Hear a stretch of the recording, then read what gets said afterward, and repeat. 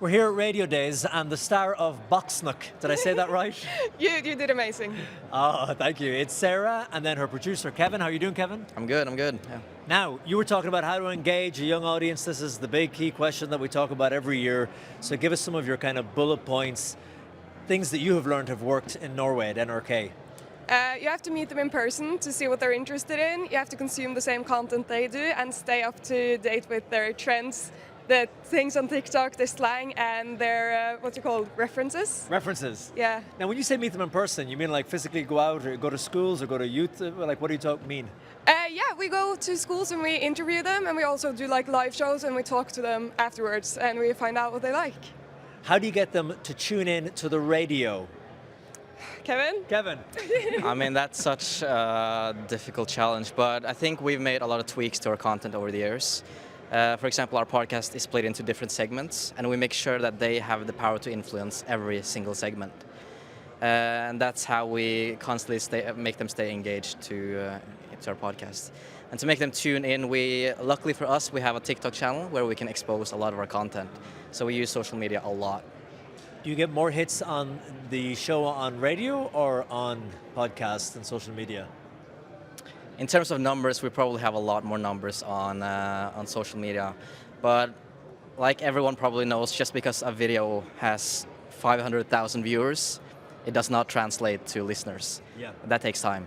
Yes. So in terms of raw numbers, it's probably on social media. Yeah. And that's the challenge of getting people to make the move across. So the audience that are gathering in social media to try and push them over to a linear FM station or the podcast at least.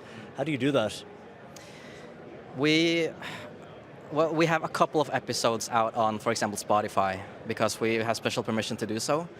But we constantly tell them to download our app, our radio app for NRK, to make them get. And we constantly mention the app's name as well. So every time we start a segment, we mention the app.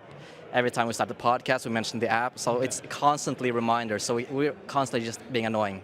Yeah, get the app. You're like brainwashing them, Sarah, is what you're trying to do. Please download the app. It feels like we're like desperate, like please just download it. Isn't that the problem? Because maybe the audience might think, well, my parents have that app, or that's not something that my generation engages with. The app is for older people, because it's the same NRK app for all the radio services.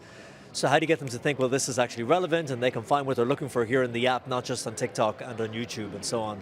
Yeah, that's like a big issue because they think it's for their parents' generation. So the only thing you can really do is just prove that your content is for them. It's not for your dad, bro. It's for you, you know? It's not for your dad, bro, but we'll take all the listeners we can get. So if he wants to listen too, we won't turn him away. So finally, before we let you go, we're at a radio conference. What's your favorite thing about radio, about podcasting, about audio? Yapping. I love yapping. That's the first thing that came to mind. That's perfect. What about you, Kevin? I love that you can find anything you'd like. So if you're interested in car wheels, there's probably a podcast for car wheels.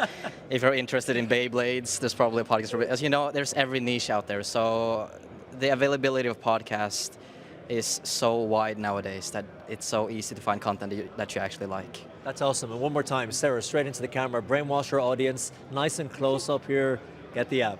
Download the app NRK Radio, please.